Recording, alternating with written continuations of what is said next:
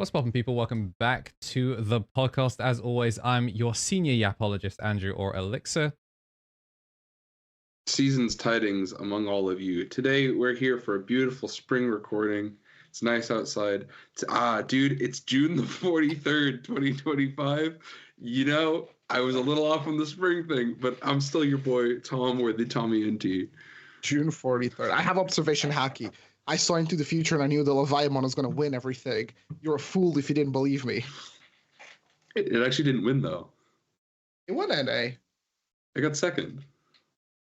No, it was fucked because they played like an extra round despite there was some it won. Okay, just like take my word for it. Okay. It won. It won in my heart it won. Yeah, it won because I said so.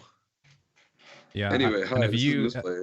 And because I say so, you should hit the follow button if you're watching on Twitch, or if you're watching on YouTube. Hi, welcome subscribers. If you haven't subscribed, please consider it. There's great ways to support the channel. We're on Spotify, YouTube, Twitch, all of the backups, Apple Podcasts, begrudgingly.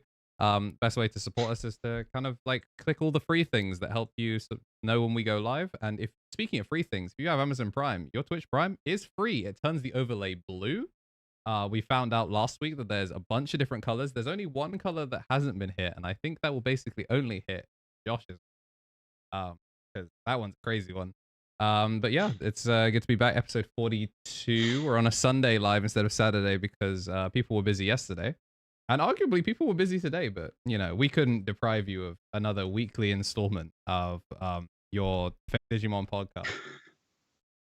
I like to think that we're at the very least like we are your 5th favorite video podcast on Spotify. According to our own analytics, we're at least that. Yeah, I mean, top 15% goes a long way. We're aiming for top 10% this year. But yeah, we're on Twitch and YouTube. Get on Spotify. I don't know. We've got a new game show of some sort segment. Tom is sprucing up the podcast again. Don't know if it's a Twitch specific one. Some of our other game shows are Twitch specific, but yeah, we're gonna do whatever. California happened, and so did, what was the other one? Somewhere in. It was in Mexico. Yeah, okay. It was Play Latam. So yeah, was the it Americans. Florida or California?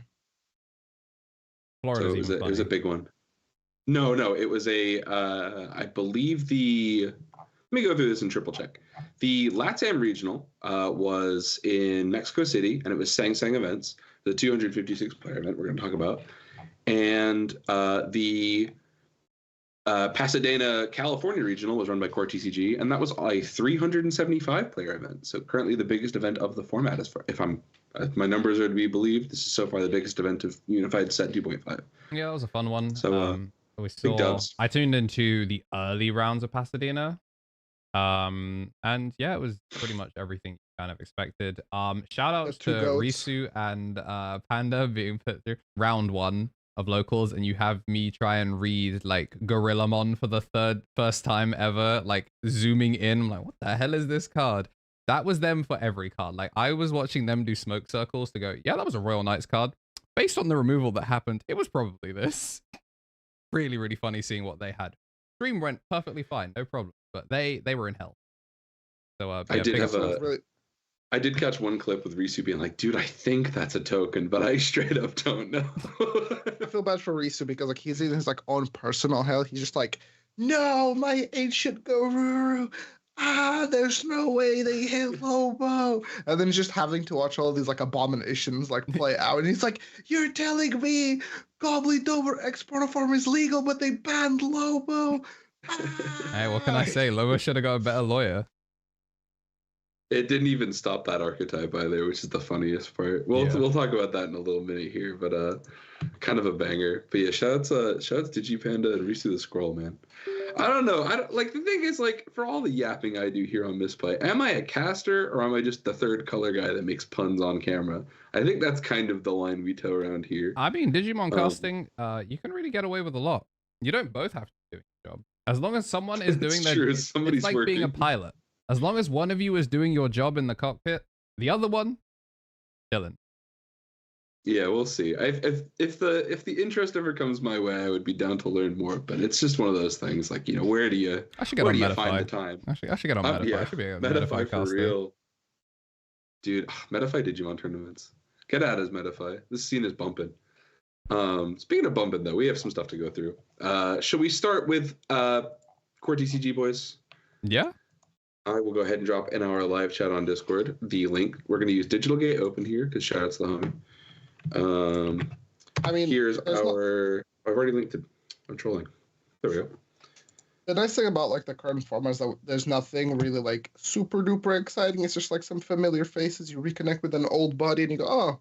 There are some list adaptations post banlist that I've been surprised to see. Royal Knights, Gallantmon, and Galaxy are like 3 that I've been keeping a pretty close eye on. But we're going to have a lot to talk about with the Leviamon lists because the Leviamon lists are really interesting from these last 2 tournaments. And then Sakuyamon is like, it's not a fad. It's here to stay. Like if you haven't been told or you haven't practiced it yet, you should make yourself familiar because it's very good. This has to be Terry's 9/11 now that he like actually has to fight tooth and nail to be highest placing Sakuyamon in any given event. Well, maybe. I think the other thing is that Terry's also got the practice on the deck. So if you can convince him to just try it out seriously, he might actually do pretty good for himself. But that's how it is. The problem with Terry is he just doesn't believe in like sacking his opponent. He believes that every game he's going to play, he will have the worst hand possible. He just does not believe in the ability to high roll. So he makes his deck like not worse, but in the grand scheme of things, like worse because it's just, well, I'll just never open that. And it's like, well, you will. You just have to believe that you will. Like, you just have to go with it. Like, otherwise you're going to be playing a suboptimal not suboptimal, but like... There's so much search in modern Sakuya that you can actually just donkey mulligan for a rookie plus Rika or like yellow members and go, it'll probably do. Speaking of Terry lists, should we just go ahead and rip the Band-Aid off and start with GFG Peach's 10th place Sakuya list? Because it is a good list, and I would love to talk about it. Is this the... This is a very consistent shell from, like... I would say it's not exceptionally similar to the, like, Kurova build that everyone's obsessed with. But there is a certain... I'll just let you scroll down one more row, Andrew. Just one more thing, just so you can see Terry's favorite card is here. And Hell yeah, that's brother. Fire. UK Digimon homies, we all know if you played against Terrence Markham, he does this to you. Ted Mate hits you with the blast fire and you want to cry. But that's how it goes. Anyway, Sakuyamon. Let's talk Sakuyamon really quick. The deck has been on a pretty major upturn. Third at Worlds is not a fluke. Kurova's, yes, one of the best players in the world, pretty much without reservation. He's just kind of incredible. His like streak of tournaments last year is just nuts. But he also helps push this deck into the spotlight in a lot of ways. This is not necessarily the most similar straight to Kurova's thing. Like, you know, the Starmons is the card that like kind of got bought out that everyone thought was really funny because the Starmon was like a barrier inherit data type, and it was like, wow, like what a fun, quirky set of. I still think the Wizardmon Loki is still much more impressive. Like the Starmon's is cute, but I hate Wizard. Dope hits. I hate Wizardmon so much. Yeah. But let's go through this deck really quick. So, Sakuyamon is, broadly speaking, 5s and under are engines to accelerate your pieces and tamers into play and to use your option cards efficiently, either by gaining memory or drawing cards or like then placing effects down on the board on response to that. But much of the meat and potatoes here in Sakuyamon comes at your 6s.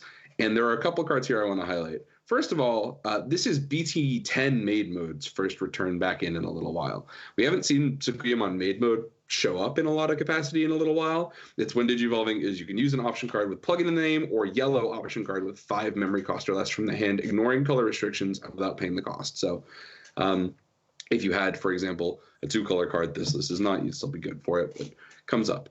And then it's when attacking, Digivolve into a Sakuyamon in hand for cost of 1, ignoring Digivolution requirements. There are a couple reasons this card had seen some faltering success, but the Valder Arm synergy has kind of brought this back in a little bit of a way. Essentially, Valder Arm is when Digivolving, without necessity to DNA, it's just for every 6 in your sources, get a memory. So if you go Maid Mode into Sakuya X, that's 3 memory back when you go into Valder Arm, and now your level 7 costs 2.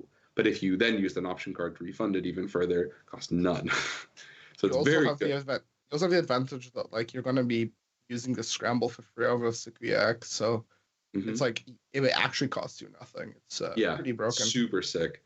You can do similar things with like the Maid Mode Ace. I prefer Maid Mode Ace as like a card that gives you a little bit more DP minus, and like you still get sort of like the same lines of play. But I think like BT10 also kind of works. The card's pretty good. I think one of the other like major selling points this has is like in a scenario where you are more intent on like specifically finding and using like this is less boosts than we've seen in some other variations. Like some Sakuya lists are like 6+ yellow memory boosts, right? It's like all of yellow, then like 4 of sepia and stuff. Like it gets intense. And so when they move through it, like having this be much more about like Digimon search, like there are extra counts of the Renamons in here and like none of the Candlemons that we see on occasion. So it's a cool little adaptation to be like much more Digimon search consistent. The last thing in here is they're actually including copies of EX2 Rika, the mem setter.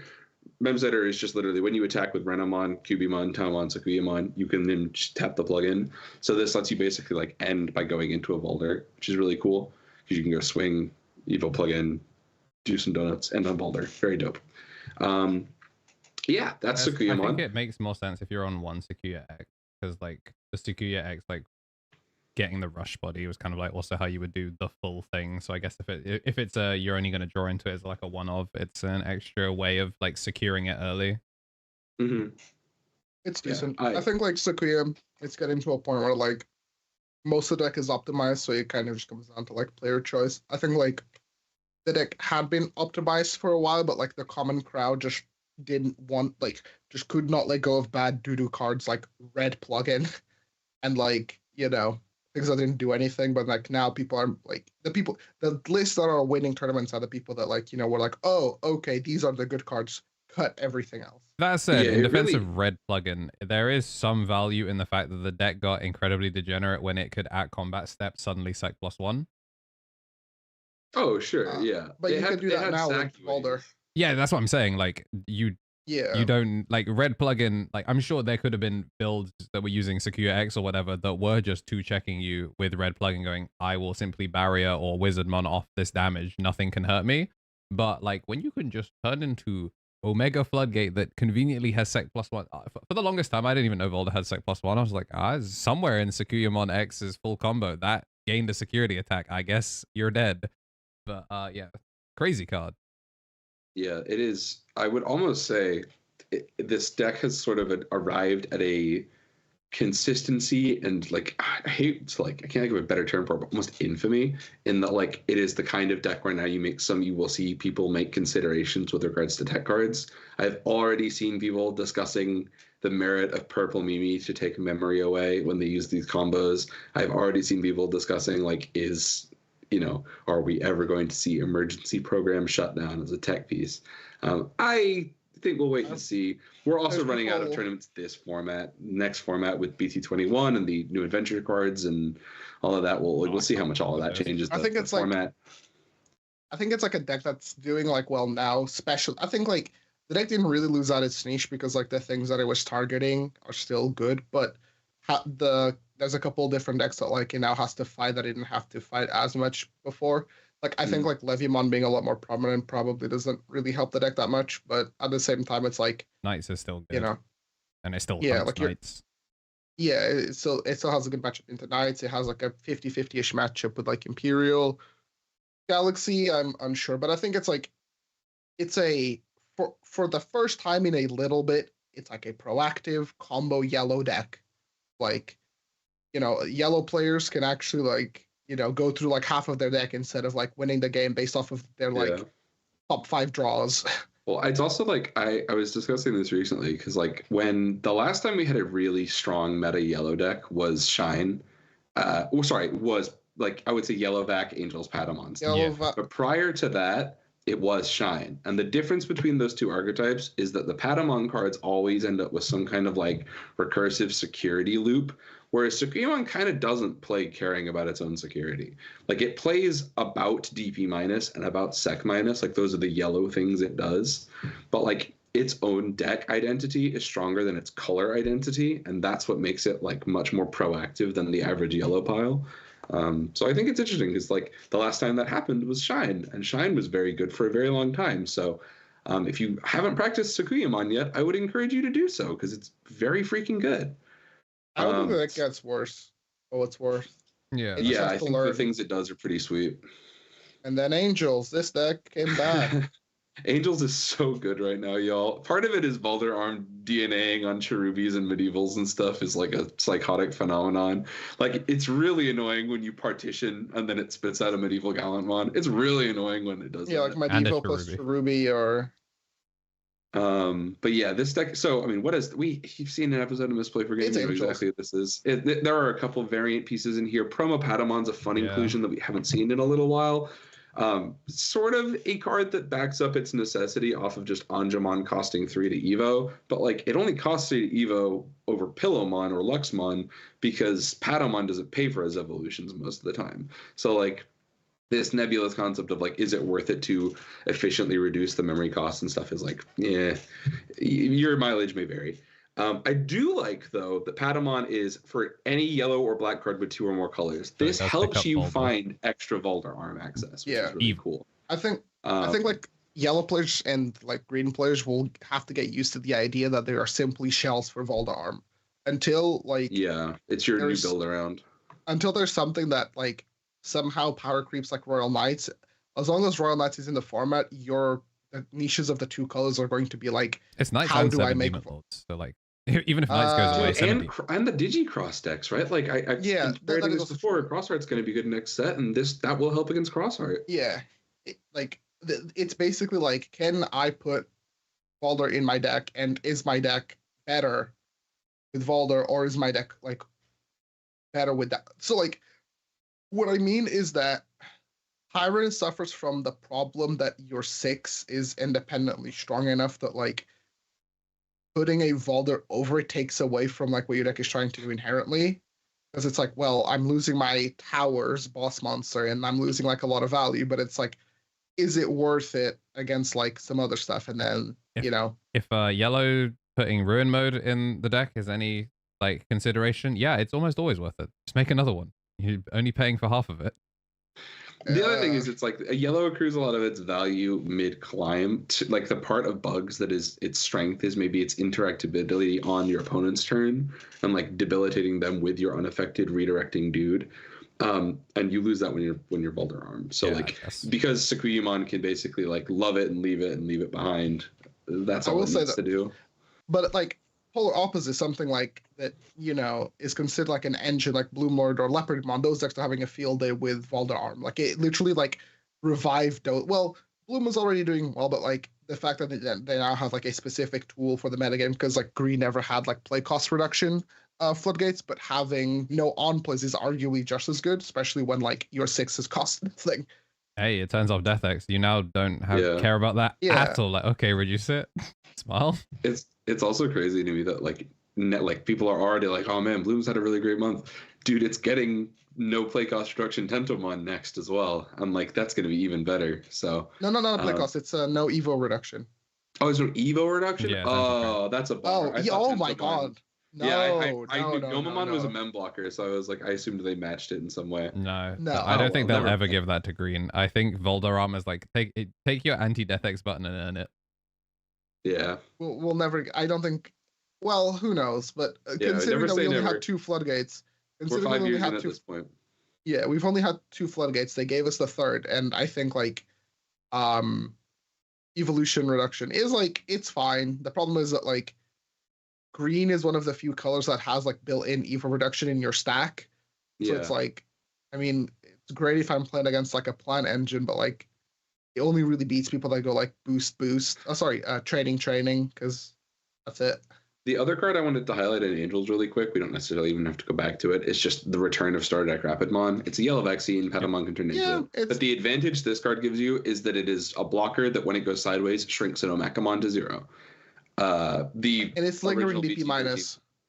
That as well. So like, there are a lot of niches against decks that you are trying to interact favorably and chip with. Like the fact that you're sort of a fake 11k blocker at times is really efficient in those matchups. So something to think about there. That's off of Cherubi. Congratulations to Bubble Boy for 15th place. Way to get your invite. Andrew, we'll do a quick exercise. We're going to show the Leviamon 2nd place list, and from here on out, we will never have to show Leviamon deck ever again. Because that is they are very close to homogenized in these 2 lists, by the way. there should be one Levi list, and you'd have to have like a really good reason to deviate from this. I'll spoil it for you a little bit, Marcio. One of the lists is on a couple like Lord Knight splash pieces, but that's about it. Yeah, but that's and guess horrible. what? They place low in the second. Yeah. This is the list. Do you want to give people the 411? Is there any particularly good Leviamon card this format? We spent last weekend talking about one, bro. It hasn't changed. We also said like last weekend was like we discussed the Cerberus X as like a toolbox, or it was like Cerb X and it spits out Cyclons, and like just do whatever you want with Cerb X on top of that. Yeah. But yeah, good deck.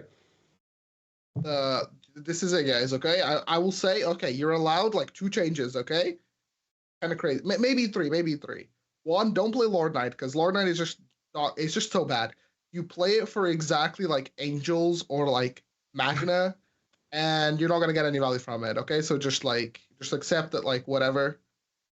Somebody else is gonna beat up those X for you, and you're gonna have a nice, easy run. And you could theoretically play a third Psych, whether like 3 Gobbly is weird, but like a Possum or Roroi from EU, you like share the list with 3 Gobbly, so then you don't have to like give up on Floodgates, because like one of the strongest things that Levy has is like full clears you and plays a Floodgate, so it's like it makes it like really, really tough for people to like get back on board. And like realistically, Royals is a matchup where like you need to see the Psychmons, and you want to loop the Psychmon as much as possible. It's like unlocked, like, right? Because you need to be big enough to hit, like actually pre-check them in security. So like there is a world where you could play 2 Lop if you're like afraid of swinging, but at the same time, it's like as long as you're ending with Psychmon and they don't see Purge, you're fine. And then like you always have Batting Crush to just buy time. I will say that you can maybe play a second Octo if you want to play like more aggressively, because sometimes like the way you win the game is you six check someone, and Octo is like part of that line from like empty board, like I'm dealing 6 checks, and I'm going to wipe your security. And then if you don't have an answer, like the game's pretty much over.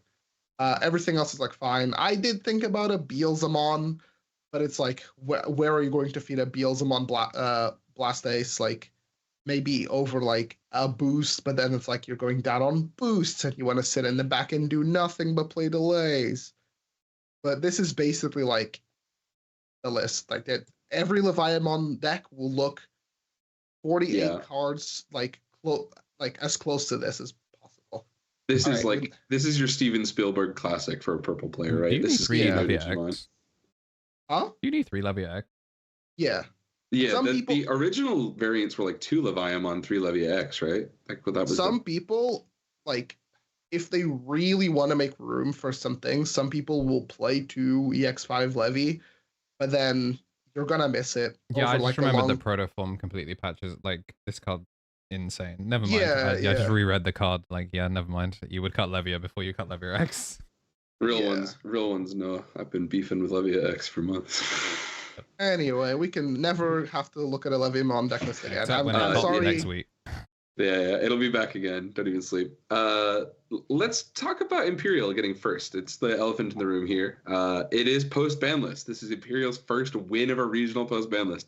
Which, if you had told me, you had told me just that, like the notion, I'll rip the band off here. There are no fighter viruses in this list, but what there are in this list that is funny is if you told me that it would take them, if it would take a version of this deck where starter deck Stingmon is at 1, it would take them less than 3 weeks to top, compared to when this deck came out and it actually never won anything. And like that, this was the moment. These were the cards that were going to make this good. If you'd have told me all that, I would have laughed at you. But you don't even have to be Dan Vang anymore to win with Imperial. Or the Gambler. Real ones know the Gambler. Oh, dude, for a while you had to be Dan Vang, actually. Yeah, it was kind of rough. It was pretty bad. I will say this is like interesting in the sense that they played the BT12 fighter, which is like pretty good against a handful of things, and I think like Hexablow is being overestimated a little bit. There's not like a ton of tamers that you're trying to hit. Like it's particularly good against like Sakuya, and it's like decent against You're using it for armor and hybrids, right? Like that's all this card is there for. Yeah, it's Galaxy really well as well. It has a good amount of utility, but like if you wanted to play one Hexa Blow, that would be completely fine. There's also versions of the deck that just like don't play like Hexa at all. I've seen lists that play Invisimon, which is kind of funny, but the memory just doesn't quite work out in the way that you want it to. You'd have to be a little bit more greedy. And then I think for the option lineup that they're playing like it's Primo 2 Blue Scramble, 2 Primo. Oh, that's interesting. No HBD, which is a choice. But you know, they go first place, so. Yeah.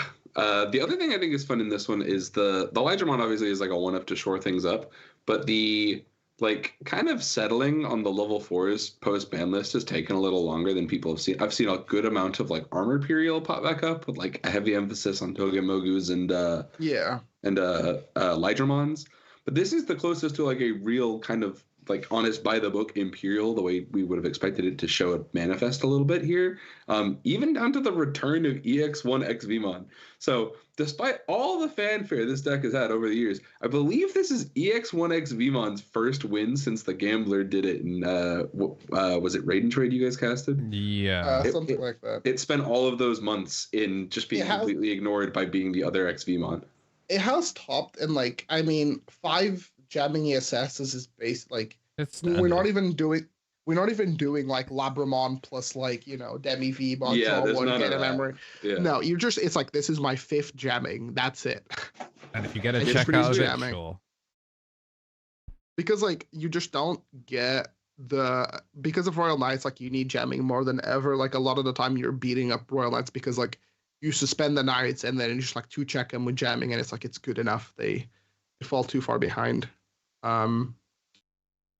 But what is it that Secret Gallop pops? It's 6k, and then if it can't 6k or lower, then if nothing dies, 13 or higher. So the Hexablow has some value there on a stack because you're not so you can just sit there with a floodgate and they actually can't like double clear it, which is cute. Yeah, it's a 2-checker with it doesn't die to Secret Gallopmon. That's the but they have other ways to like DP minus it and pop it and stuff like that. Yeah. You got Primogenitor for Gallantmon. You can make the little puzzle with them, make them interact the interactions.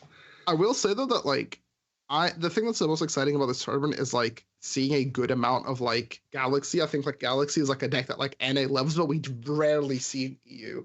I don't know if it's like the lists are pretty different too, so I'm happy to talk through some of those. One of them I would say is broadly very Worlds list coded with a little bit more control emphasis. There's actually another Galaxy in. No, actually, I think never mind. Correcting here, Galaxy only topped in Pasadena. It did not top in Mexico. Yeah. Right, but the 2 Galaxy lists are interesting. They're broadly pretty different. They have some variations on like the emphasis they're going for. Holy one of that, man. Yeah, so we're going to talk about a couple things here. This is, for all intents and purposes, this is blue base Galaxy, right? So this is the blue toolbox top end. We're on the now at 1 Mirage Galgamon BT11. Replacing it here is Invisimon and Hexablow to fill out the ranks, and then it's Medievals, Gallantmon X, and Apollomon as your tool suite. These are relatively standard.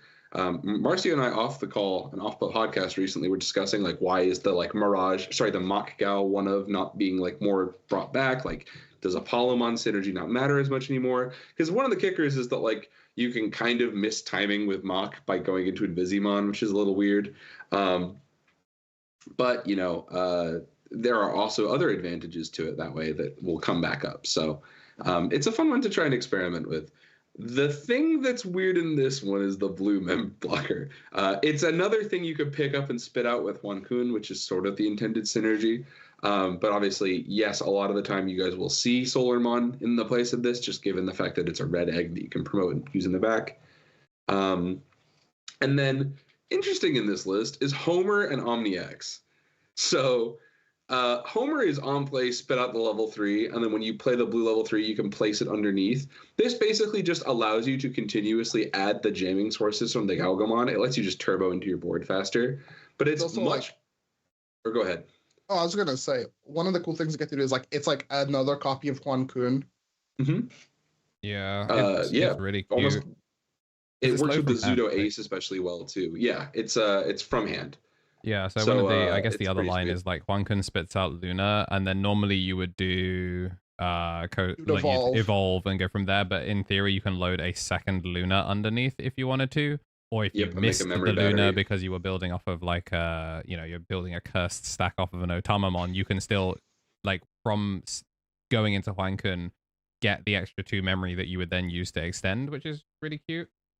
I like it. I thought Homer was always a really cool card to go with Galaxy. Also, like worst timeline we live in, that Galaxy, the least represented part of Lightfang Nightclaw, is now the name for the deck, and he's AWOL, and instead an Omnimon is there as a as a level 7 of choice again. If they didn't want to make it an Omnimon deck, they shouldn't have made Omnimon red and blue. I will say, like, I understand that Medieval is like an individually powerful card, but I feel like Red potentially has better tools that should lean in more in the aggression. Like, against the idea of this, like, this is like the toolbox deck, and you have all these combos, and you get to produce these like unfair lines of play. But these lines of play will only be good if like they are against like the slow paced decks, like against something like Royal Knights or like Leviamon. Like, how are you ever like winning that matchup if you're not OTKing them? And something I was talking to Tom was like, I feel like if the Galaxy players leaned in more on like the aggressive combos of like Apollo for like as many checks as possible, revert into Galen, clear a thing, that puts like way more pressure on the opponent. Galaxy's a toughie. The thing about this archetype is, like we discussed, like it's semi-popular in NA. It has intermittent tournament results despite all of its, like, it's undeniably a top 5 deck in the format. I feel like it is my personal opinion in that, and I think there's a lot of consensus in that way. But the thing about one of the hiccups with this archetype is you kind of commit yourself into a hole when you build it, where like the minute you try to conceptualize the tools you're taking with you to fight meta decks, you narrow yourself out of other things. And some of that is as binary as like, am I red top end or my blue top end? Like the really like surface level stuff can kind of make those decisions and inform that deck building. But without that, it's like, well, yeah, you have tools for everything, but like, does your deck's pace match that? So like Marcy was talking about, like is the correct way to build this kind of Leviamon-esque, where you do all your damage, leave your opponent on better habit? Or are there defensive lines that are much more efficient? Like you talked about the red stuff earlier, like the freaking Volcanic Dramon and Metallic Dramon are like really annoying bozo floodgate cards. They sure Somebody are. has it. Somebody in the chat has it. It's like Medieval in this deck feels like Medieval is the best green card, but not like the best red card. And I feel like because we're a red deck, I would want like better red cards. And like, I think the KnTElixar Floodgates are better red cards if you like are playing from the perspective of like, I'm going to go Invisimon, do a check, put it into security, and then like I need something to end the turn with. Yeah. Well, the KnTElixar cards are pretty good at ending the turn. Yeah. I think the idea behind it is obviously you get your reveal, you get a jamming check with Invisi, and then the idiot stack that you spit out then becomes your free Evo into Gallantmon X, which is going to be burn 1 for an additional check, unsuspend, and now is quote unquote protected. And you can turn your second idiot stack into like Medieval, or you just slam a Medieval next to it, and then the pre-played idiot stack is now a bunch of DP for your Medieval to then in theory play for board. If you don't clear the thing that was then de-digivolved off the Invisi. So it allows you to still kind of be belligerent into security whilst playing for board is presumably the idea. But yeah, I mean, there's a whole bunch of different ways. We could talk about Galaxy till the cows come home. Yeah. If that's something people are interested in, maybe Andrew and I could do another primer for it. Marcio is going to learn his way into this archetype a little bit recently, talking about it. So like we could do another crash course if people are interested.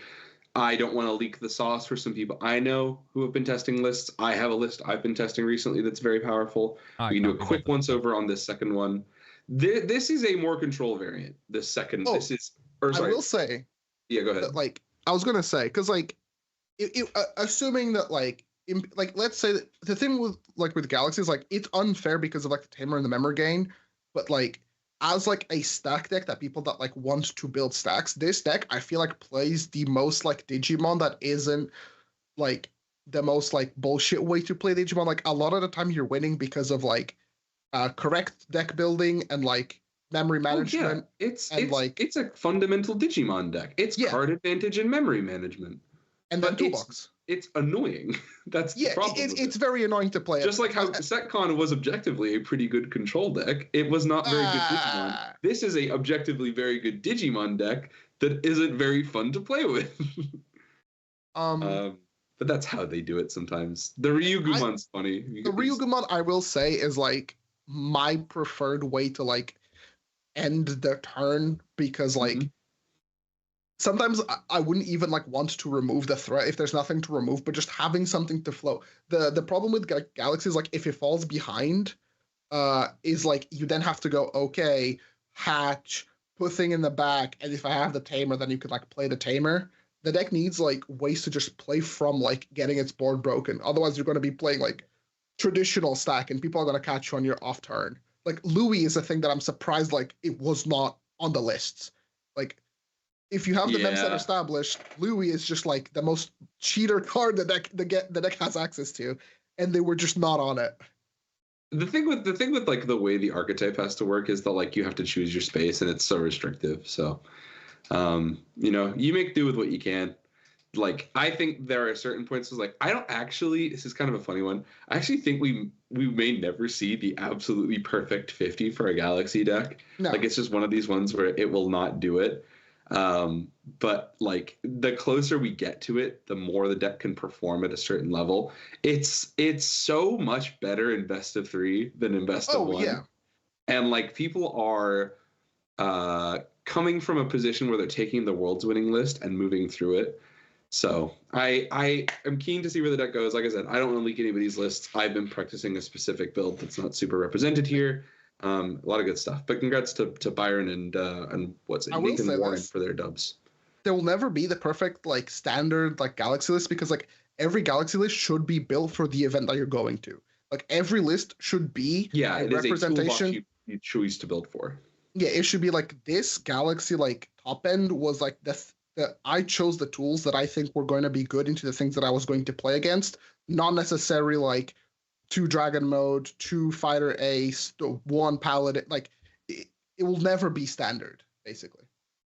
Hey, I'm gonna wade out of the podcast for a second and jump in the hate pile with chat. Yeah, listen, I also hate Setcon. All I was saying is that it won something. That's all. Anyway, famously we're moving on. Won the peak. It did win peak. It won maybe the biggest, maybe some would say the most important time it had to win something. It won something. So very. And now it's baked into Digimon lore forever. Shout out to Venusmon. Shouts to Venusmon. That shit's so sick. If you're Setcon Pete, that's gotta be the coolest thing ever.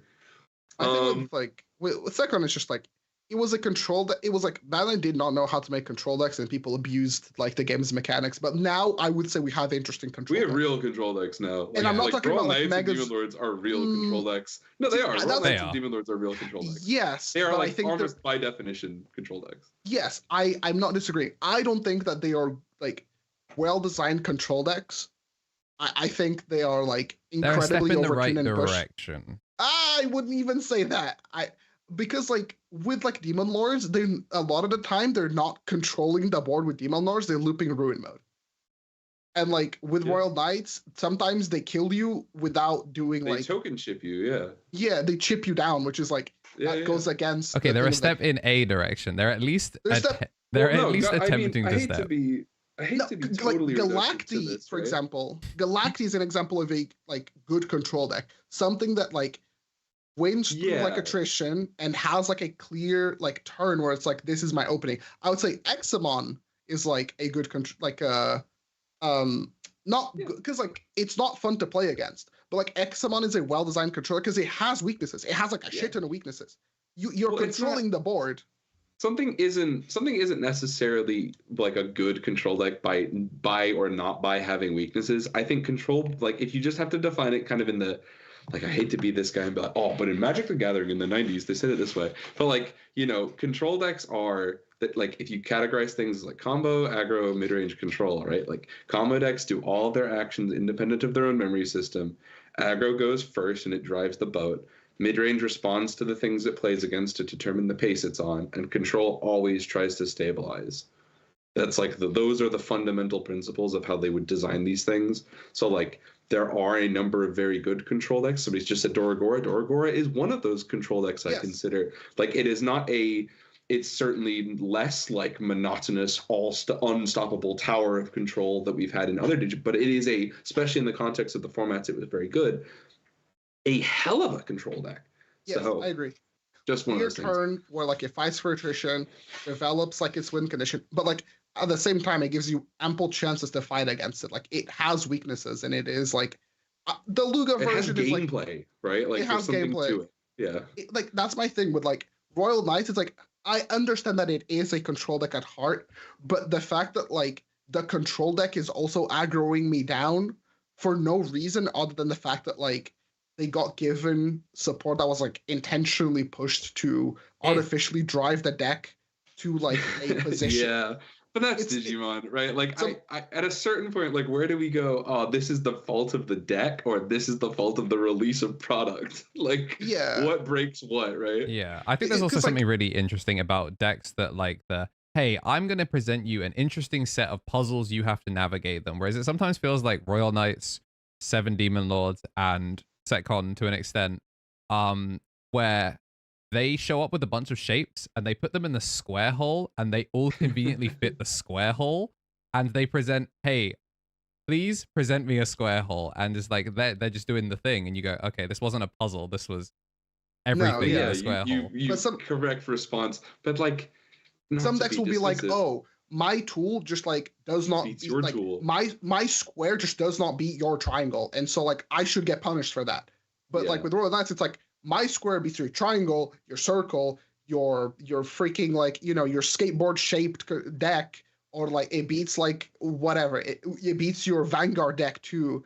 It's just like my bad. Yeah. Sorry for trying to play. I really think like this is something I've noticed. I've known a lot of. I don't know if this is something you guys would agree with, because Andrew, Marcio has a lot of card game experience prior to Digimon. This is your most competitive card game experience ever, right? I played Vanguard. I played Vanguard Nats. Yeah, he played Vanguard a lot. So, like, you guys have the fundamental principles a bit more here. There are like, I think a lot of folks I've met in Digimon, and maybe like disproportionate to Bandai card games, this is something I just noticed. I almost think there are a lot of Digimon guys, and they weren't card game guys when they got into it. So there are some kind of concept-based stuff that there are some people you haven't seen. It's like when you watch Dragon Ball Fighters players and they're Dragon Ball guys, they fucking love Goku. They played all the Xenoverse and go, what the fuck's a frame trap? Yeah, exactly. Yeah. Somebody said Ragna, another good example of a control deck. I'm gonna say something here that is so important that I don't get clipped out of context. I think it's important, and it would benefit a lot of Digimon players to go watch Trump Hearthstone's video series about card game fundamentals and teaching you about tempo and hand advantage and certain principles. And you should watch Trump Hearthstone, his videos, and not the other one, not nobody else with a similar name. Somebody said in chat, like, inevitability is a control thing, and I agree. Like, Royal Knights has inevitability, and that should be like, they should only realistically kill me if they go into the Omni turn. They should never ever kill me by not making Omni. That's the most frustrating thing. Is like, oh yeah, one from the token, one from the Omega, GX burn 2, Omni X, stick around for 2 turns, you take 4 damage over the course of one Last Guardian. They went from the bank that comes to repo your house to being like that shady deck. Like they just start sending the boys to your house, and it's like Atho, Ren, and Paw just like, hey, your TV's looking kind of nice. It'd be a shame if something with the damn. Yeah, Crimson Ace. Crimson Ace is a great inevitability card. But like it should it's like, oh yeah, Last Guardian kept my fucking asshole who just gives anybody rush. Yeah. I will slam for 8. It's like, what? You didn't do the thing. Like your deck didn't do the thing. Yeah, they're pushing it a different way, dude. I've been rebuilding Royal Knights this week. Shouts my Omnimons, and I'm not playing 4 anymore. Like you just don't need to.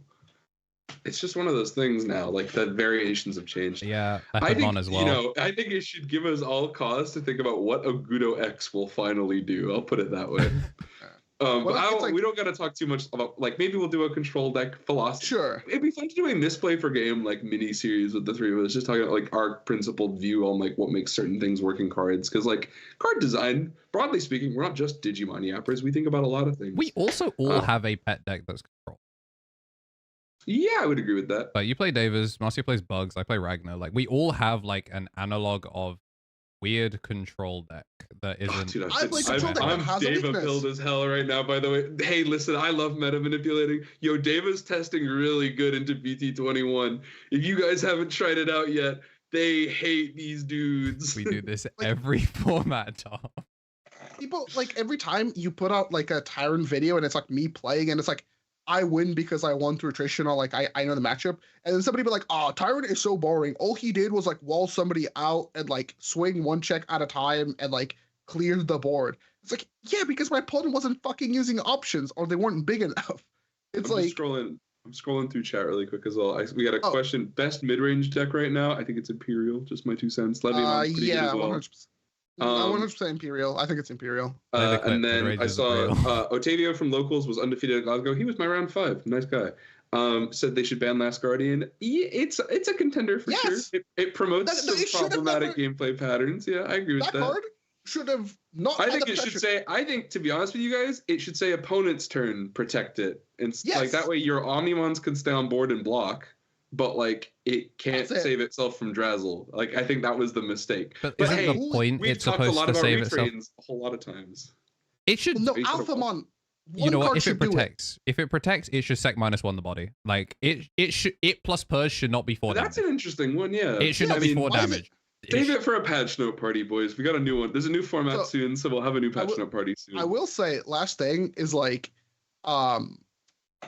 before it felt like Bandai would like release decks and like players would come to the consensus of like what were the best decks. But like now it feels like they're like directly like interjecting with like the meta game and they're clearly pushing some things. Yeah, and that's something that I don't particularly like because it takes away from like deck building because it's like, well, this thing is obviously just so much better than everything else, rather than like, oh, I think like instead of it being like player driven, it's just like company driven. And then eventually we're going to be playing the game that Bandai wants us to play, rather than like the game that we want to play, the game that like the best players like. I get what you mean. I don't think Bandai saw Sakuyamon Valderarm coming. I have a feeling that one snuck past. So, sometimes it's an oversight. We've had a bunch of oversights. I agree. Like we've had like most of the banlists were oversights, right? Like there's a lot of that. Our bro. I would love to do 1 or 2 last. Maybe we'll get to Mexico another time. Mexico, if you haven't, like the TLDR is there seems to be a great deal of color variety right now, which is an interesting thing for Digimon. But I would love to look at 2 last decks in particular before we start our next segment. The 11th place Royal Knights list by Intra and the 13th place Royal Knights list by Chris N91, if you don't mind. Because there's something we're talking about these control decks right now. One of the things here is that we're talking about like the way that the metagame sort of adapts itself and like things that we're going to see. Royal Knights is not a settled deal. Here in Europe, we've played against this German list that did very well in Amsterdam quite a lot. But I will go ahead and rip the Band-Aid off, boys. This is a non-standard lineup of level 6 Royal Knights. This 13th by the list is playing All Force again. Yes.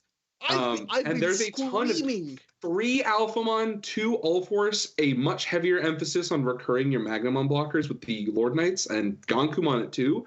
There is a huge emphasis on a defensive blocker core, removal core Royal Knights list here, and we're seeing the experimentation. This is how the deck should be played. Like Lord Knight is unfucking. I will now spill the beans. I will now spill the beans. At Glasgow on the train, I played the Imperial Royal Knights matchup against your brother, and it was about 50-50. And the reason it was 50-50 was because he kept looping Lord Knight with redirect.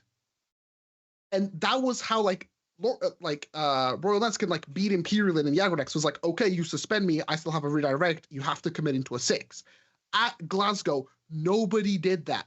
Like, people were just playing like super fucking greedy instead of actually using their knights for their purpose. They were just like, oh yeah, I'll Cool Boy for 4, I'll Guardian for 4, or like for 3 or whatever. Like, they weren't developing the Yggdrasil, because the other thing is Lord Knight is like, you develop your Yggdrasil by 2, which is way better than like anything else. And it's black, so you GX as well. Like, it's a GX target. Yeah, retaining your GX value is huge. But they were just like, oh yeah, we'll just make the most greediest ass lists. Just all damage, no utility, and it's like, oh, we're just not playing all force.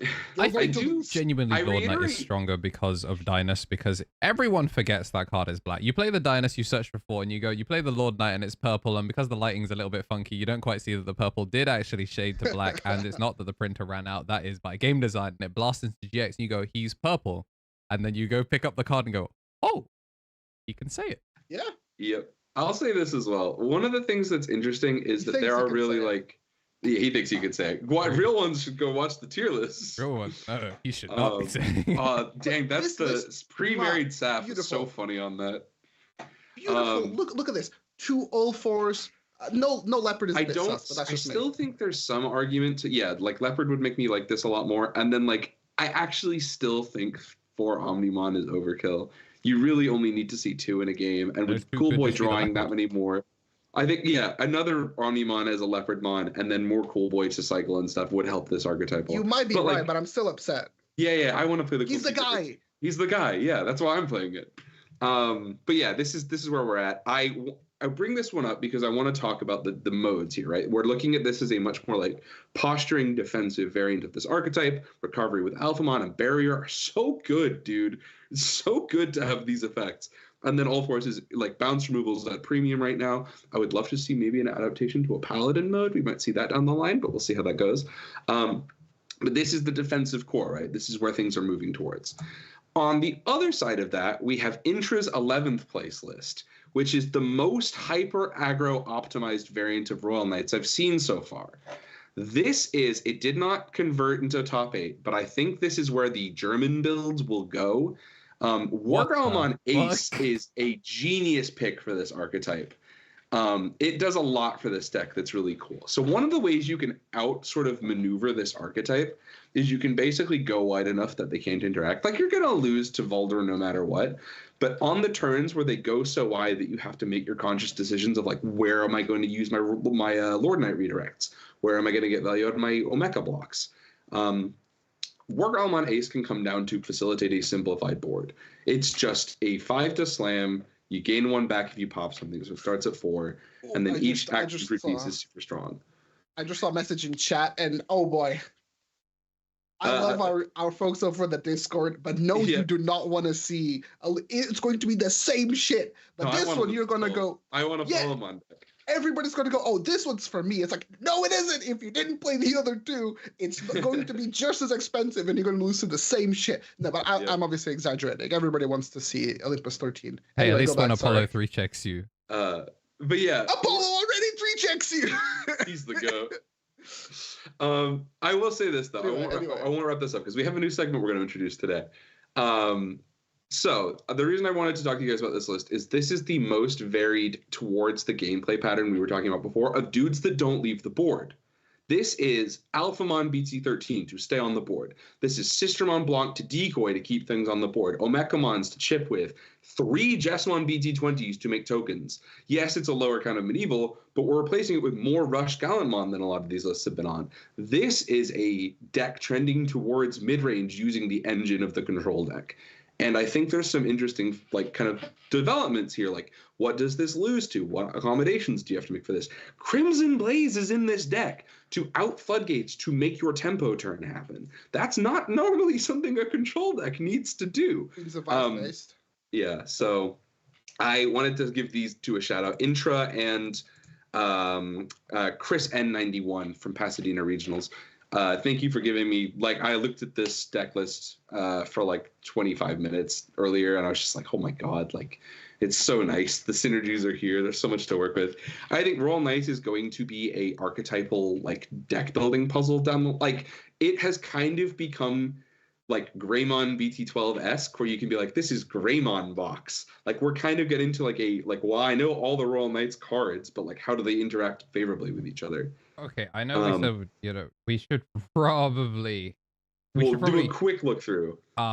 Great stuff to everyone. It's cool to see, Levia and, Magna. You know what you want to put on the screen. Point out for The people want red face ancient Garurumon in the year of our Lord 2025. They want to go evolve Koichi into Kendo and then into Lobo, or sorry, Koji into Kendo into Lobo and full combo. Yeah, man, I don't know. What else is there? Jet Sophie and Mirage next to each other on the criminal lineup is so, and Ice. I think it's Icewall, Hammerspark, Jet Sylphie, Mirage, but Promo Lobo didn't make the cut, which is pretty wild. I guess it's red base, but this is just slop. I hate this. This is it's so like blue hybrid. Whoa, guys, do you remember Sarai beats the Royal Knights? That's crazy. Whoa.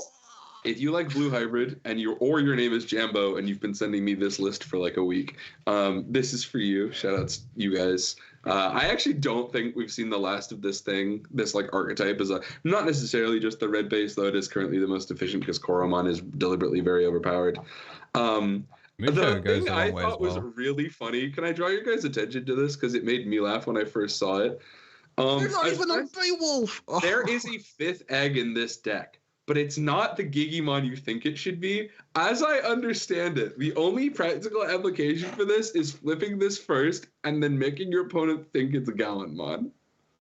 You just like open pass. Let's go. Yeah, and then you make like a Solarmon or something or a Gatsumon, and they're like, I have no idea what it is. That's so funny. Because it is not the correct Gigimon because we do not have a relevant name to trigger the effect. This is cheeks. This is what people have been talking to.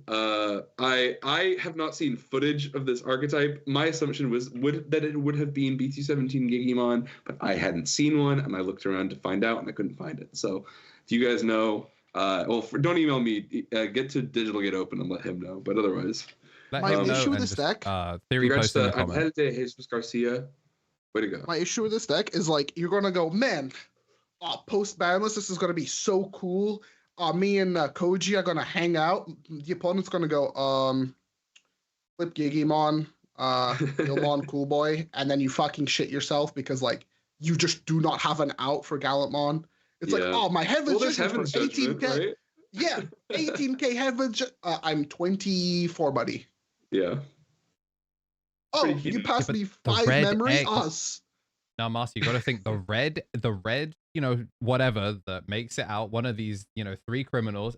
Bokomon, he's a white source. That's going to be a 29k, like 300k. But here's what's going to happen. They're going to swing it, so they won't have the color. Yeah, it's very funny. Yeah. I also I gotta get my chip in. Chip the boost. Fuck, man. Did you guys? No bullshit, because this is a safe space for friends, and we're totally not being recorded on the internet right now. Did you guys know Burst Mode Ace played any tamer? Yeah, I forgot that it wasn't red or yellow. You play any tamer, but the DP minus is per yellow tamer. Yeah, pretty cool. That's the gimmick here. Wait, Andrew, do you want to just show the Magna list? Actually, Marcio. It's -5 for every. It's -5 for every. There's no yellow on. It doesn't say yellow on that card at all. No, never mind. I swear to God, it's on like the one attacking or something. Some part of that card is color. Attacking. Yeah, the one attacking. The bit that anyone cares about. I thought the whole thing was color locked and just couldn't remember because I'm brain damaged. Nope. Yeah. Like, in what world somebody's not just gonna like remove your fucking Igaru? It's just like there's no world where like they'll go, yeah, I'll swing while you have this thing out. It's like, no, it just gets removed by everything. No, it's like Beelzemon. It's one of those aces you forget exist. Yeah. Genuinely, yellow has so many good. Well, it's also so annoying that the Agarus can stay at end of turn now. But like, when you one time forget it does that, you have to end right here. You get this thing.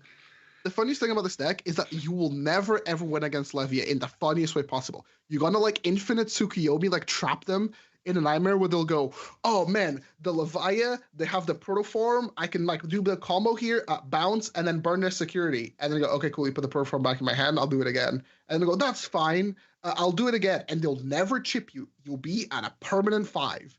You will just infinitely heal against that deck. It's great. We don't necessarily have the time to cover the Magnamon list. It's the cool Davis Daiken Magnamon BT13 thing where you loop the Magnamon. It's like a very efficient little engine. Marcio convinced me of it.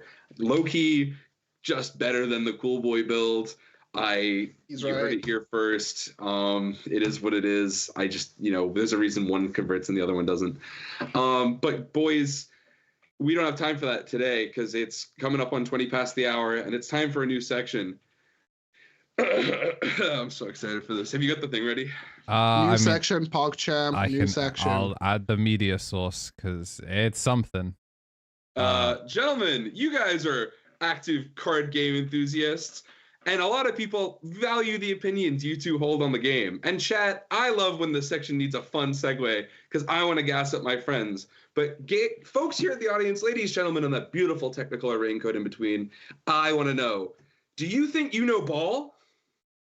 And then I'm gonna do a little. I'm gonna start learning how to spin. But welcome, welcome to So You Think You Know Ball, the first ever Misplay for Game charity game.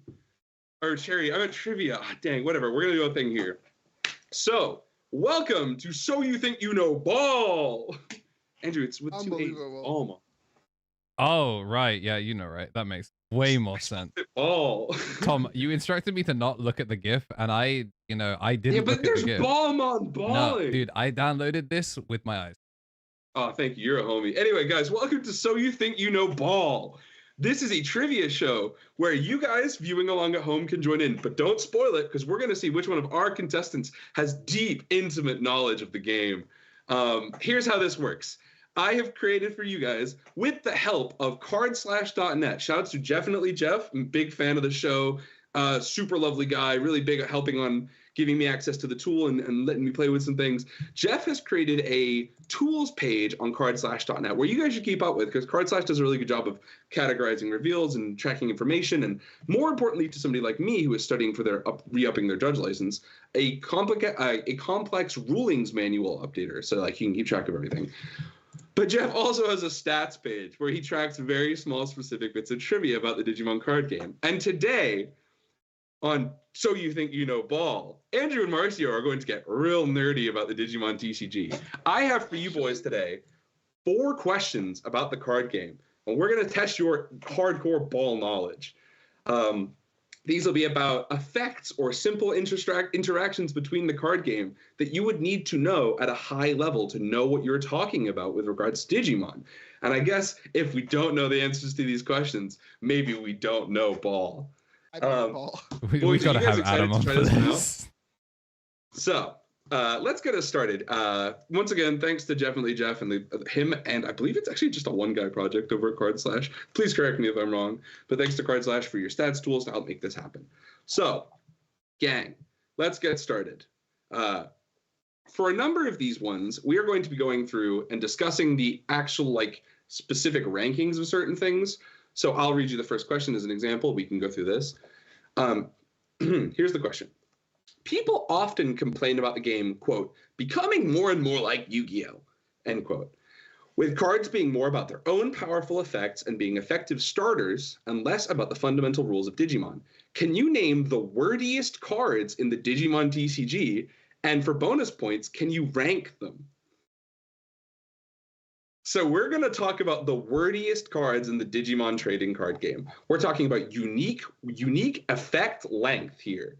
The cards with the most text. I want to be clear, this is up to present release date. So this is not including BT21, but the longest, yappiest cards. And this is card effect. So we're not including something like Police Department, Metropolitan Bureau, Eat My Ass. Hey, those are words on the card. Yeah, so but like you said card effect. Like I need to be real clear on that because that card does not say a lot of text. It's just I will we are tracking here the specifics of what we are tracking here are number of words in effect text excluding reminder text. So anytime that like it would include blocker and then doesn't so we're excluding that. So that's Cardslash providing us this information. So once again, thanks to Joe. So I'm going to ask for the top 5. If you guys would like a hint, each one comes with a hint. Chat, if you want to pipe in, you can let us know. We want to test your ball knowledge at home and see where we're at on So You Think You Know Ball. And I'm going to think of me like your team coach here. I'm going to teach you how to shoot a free throw. It's going to be great. And we're going to go through the trivia together. Guys, do you have antibody, right? Oh, interesting. That's a good first instinct. Let's try and narrow some stuff down. I like the things that immediately come to mind for me would be something like Magnamon X or Gallant X because they have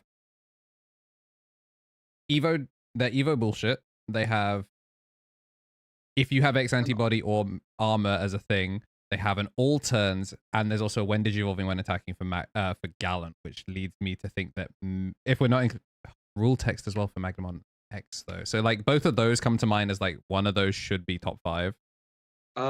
Interesting. I'll give you every time. I'm not going to be stingy with this one here because for the chat and for you guys playing, this is tough stuff. There are thousands of cards in the Digimon TCG.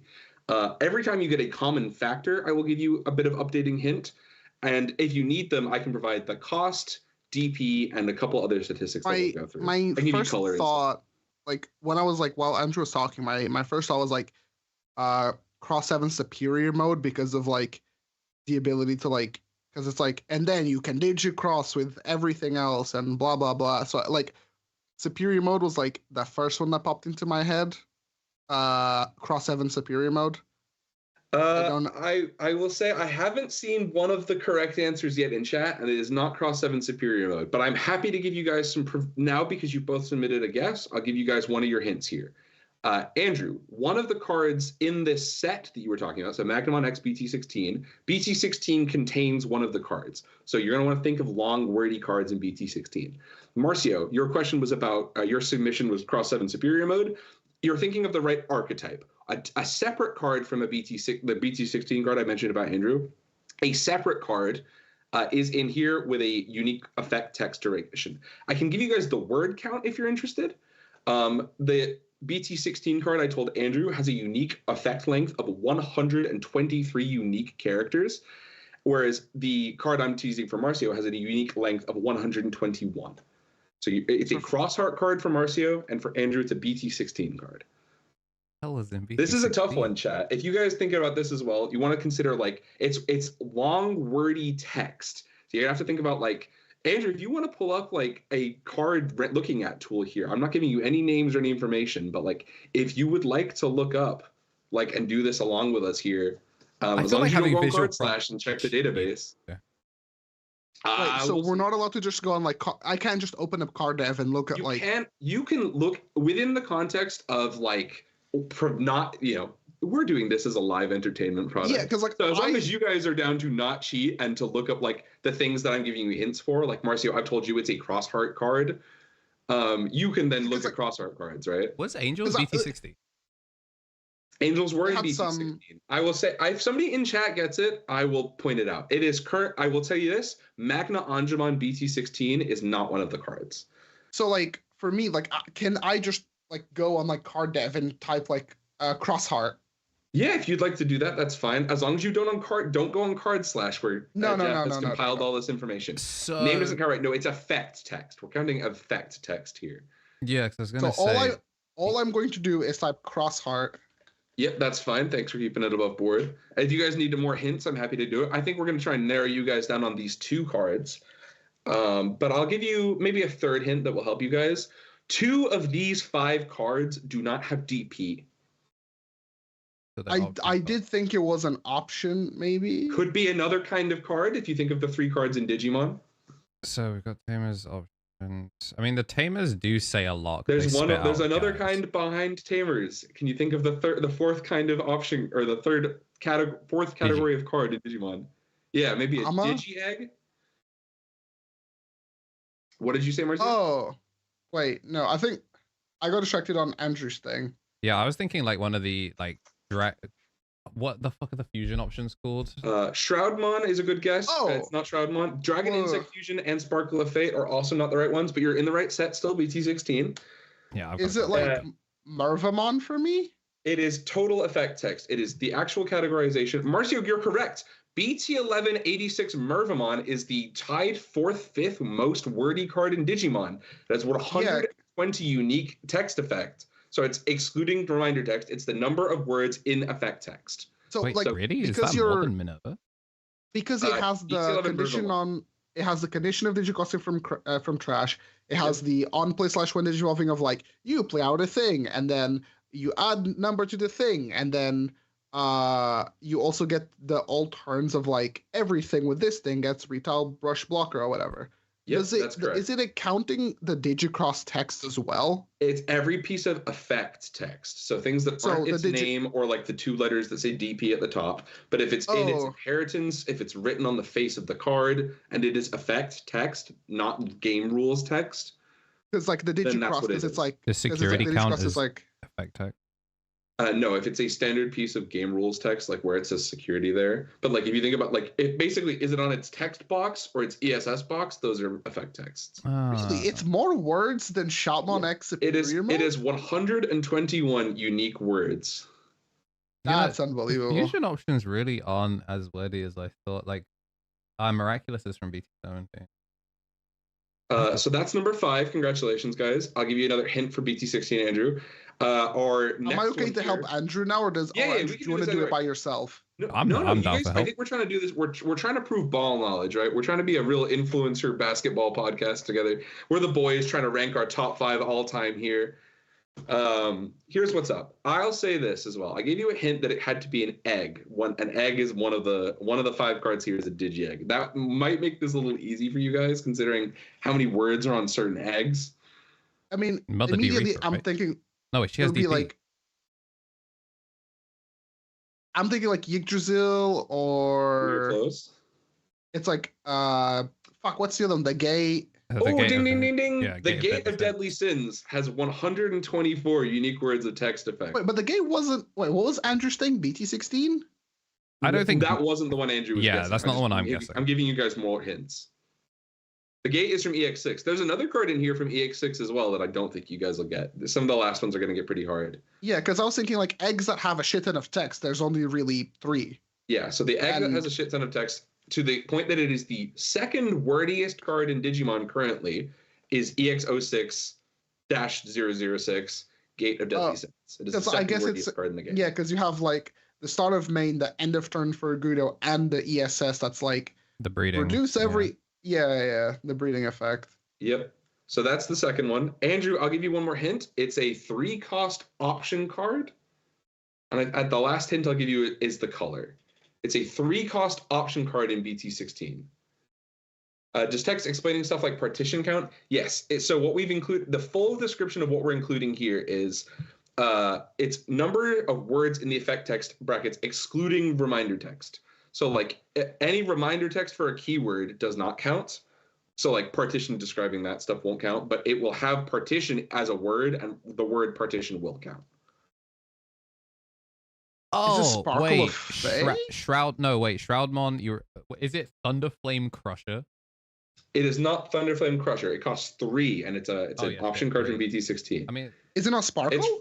It's not Sparkle, believe it or not. I'll go ahead and give you guys one last hint. It's Demon Wolf. Yes, ding ding ding. Marcy is correct.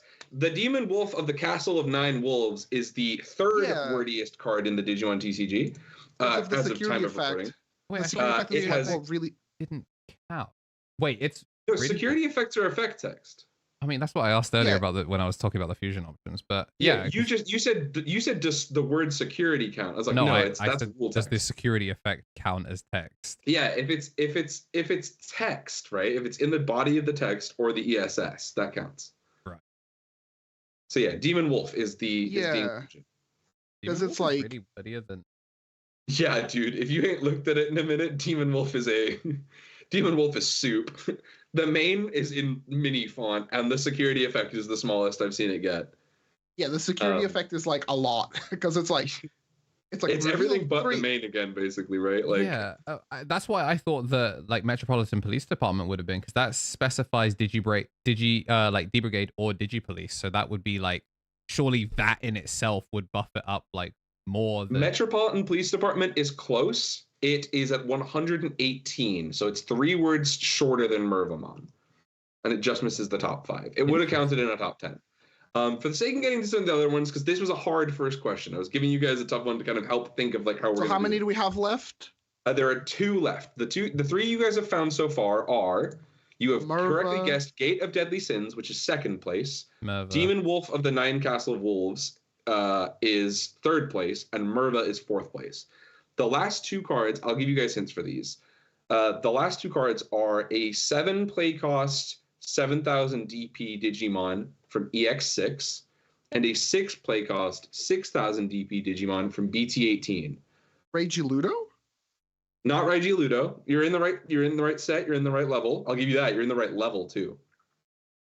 What's the opposite one, Andrew? Euromon. You're not in the right archetype. Oh. You need to think of the archetypes from EX6. There is a very wordy archetype from EX6 I mean, that doesn't see a ton of success.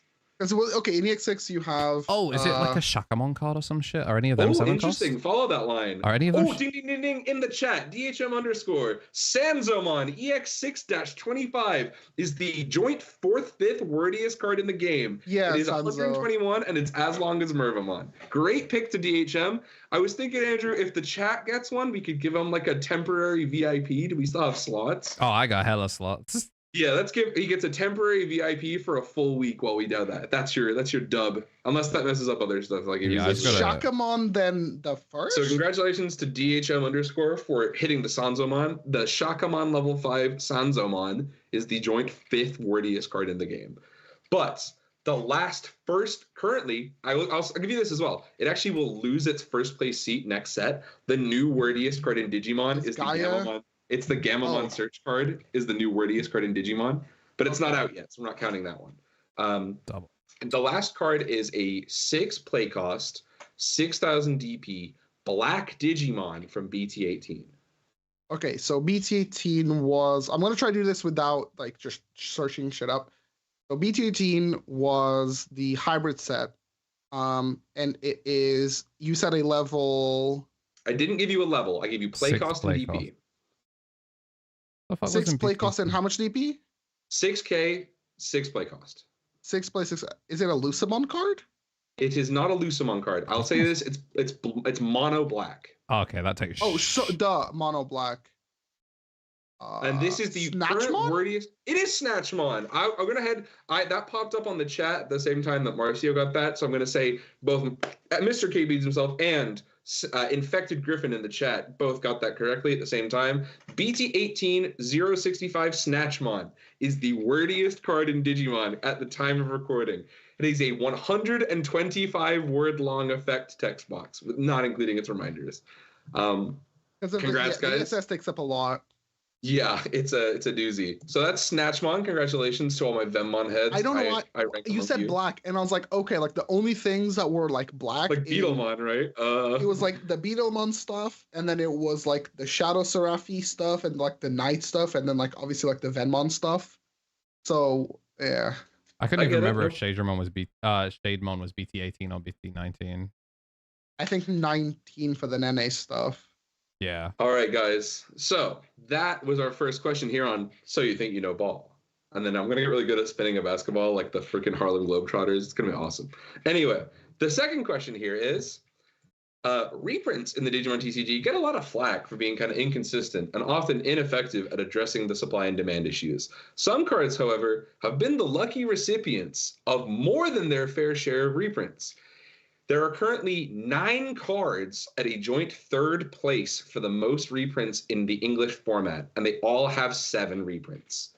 Can you name any of them for a point per card? Gaia Force is not one of the ones I'm exclusively looking for. They are all in 3rd place, and they all have 7. So, sorry. I think Gaia Force has too many. Sorry. So a card that has 7 reprints. A card that has 7 English printings. And it's in 3rd place joint. There are a ton of them. There are 1, 2, 3, 4, 5, 6, 7, 8, 9 of them in 3rd place. Beelzemon EX2? It is not Beelzemon EX2. Shit, I really thought I was cooking with that one. It's not Hammerspark. I'm seeing Hammerspark in chat either. I can start to give you guys hints, but I want to see where you guys can narrow down. I feel like I should know some of this because of... Ooh, King of Knights TCG. Security Attack Greymon from ST1 is one of them with 7. Yeah, congratulations to King of Knights TCG with 7 ST1 Greymon reprints in the English language format. So that's our first. There's first of 9, so there's 8 to go. If it helps, there is one more card from that same starter deck that has also received 7 reprints. So if you can kind of think of other cards in that starter deck that are popular. Red starter deck. Yep, from that same starter deck. ST1. Or Greymon? It is not ST1 War Greymon. I'm seeing in chat. Did you have to wait? Is there a Gallantmon in ST1? No, There is. I'll ST1. stop you here. There is no Gallantmon on this list. Wait, ST1. ST1 Greymon was one of the correct answers for third place, but we need another one with it has 7 reprints. You guys are trying to find the other cards that have 7 reprints. Okay, but this is not from ST. This is not. Oh, is it a starter deck card? No, one of them is straight up from the same starter deck as that Greymon. ST1 has... No, it can't be. Graph is a BT card. Another hit from Axolotl Lily in the chat. ST3 Patamon. That's another dub. ST3 Patamon does have 7 reprints. Oh, so this is the Agumon. Two repeat winners here. King of Knights and Infected Griffin are both correct. It is Agumon ST1. So from starter deck 1, Agumon and Greymon have both been printed 7 more times in the English. It's a 1 KDP. Like the ESS. Yeah, it's a ESS, just 1 KDP if you have 4 or more sources. So we've got a number of good hits here. Way to go, guys! You guys have done really good in this chat. I'm proud of you guys. So yeah, because they just have the fucking thing. They just have card dev open. Cheating. So we got. I don't trust you. Don't think King of Knights is not cheating? Of course he's cheating. I don't think people are. If you're going on to what's it called? Just going on card dev and looking up cards. Yeah, if you're looking on card dev and you have to count things by reprints, that's all right. So that's Agumon, Greymon, and Patamon. There are still a couple more. I'll say this as well to help you guys out. One of them is a promo. If you can think of the most reprinted promo you've ever seen, that will help you out. How recent is it? The promo? Give me a second to find out. I want to make sure I exactly tell you the first time it was printed. So 2 seconds to confirm that. Promos 7 is not, and it's at time of release right now. Yeah, at time of release. I'm completely current with the format we are playing in. Is it promo? No, promo Agu doesn't have that many prints off the top of my head. Future potential. Jamming Vmon is not a promo card. No, the promo card is very early in the game's life. Yeah. The first time this card was printed, it didn't even have a number block. A promo that is young. It's still not an boost. Old promo. What's like a promo that people had to? Was it like a player card or was it a collector card? It has received both, I would say, reprints to make it accessible for players and bling reprints. Like it has a collector's reprint as well. It's also been pretty much reprinted in like every way you could reprint a card. It's kind of crazy. Like at 7, it's got a lot. It's got the original printings. It's got stamps. It's got alt arts. It's got borders. We're trying to go for 7 total borders. prints, so 6 reprints. It'd be in an RBO1 card, right? Then as well. No. He said when we're talking about promo, like it's in the promo like section, right? Like it has P a something. P as its set code. Something. P-something. Is it like? Are we counting Guru, boosts? no. Promo Goma, no. Promo Weregaru, no. Boost doesn't have enough. Boost only has like 4. Well, it depends on the boost, right? Because like some of them you'd have like original print, you'd have RBO1, you'd have BT7 box stopper. Jake Holt in chat says, I know the OG Pulsemon got a lot after the $20 price tag. That's true. You're in the right kind of ballpark. Think around cards that were expensive and somewhat prohibited what people could play of a certain archetype. And that's just the promo, by the way. There are a couple other ones we can look at, too. So if you can't think of this one, I will help you give you hints for other cards. Are we counting, like, Sec +1 Greymon? We've already done him. You've already done that. No, like the promo Sec +1 Greymon. Yeah, that is a promo that would count. If is that your answer? I'm thinking about it because, like, okay. When we say reprints, are we accounting for, like, finalist, participant, and champion stamps? Each of those are different printings. Yeah. Because they're in different packs. It's a card. Oh, is it the Weregarurumon? It is not the Weregarurumon, but I'll tell you this, dude, you're pretty close, and I want you to think about, like, hold that kind of, like, the Greymon and, like, its multiple tiers in your head. So something that has, like, a bunch of different tiers that you could theoretically get as like participant. Was there like or, a store champ version of like? Oh, there is. Let me just triple check to confirm I give you the exact right information. There was. I'll start giving you guys the hints. This card's received reprints with judge stamps, event pack alt arts, gift box stamp, foil borders. Ew, is Which it like gift? promo Black War Greymon or promo War Greymon?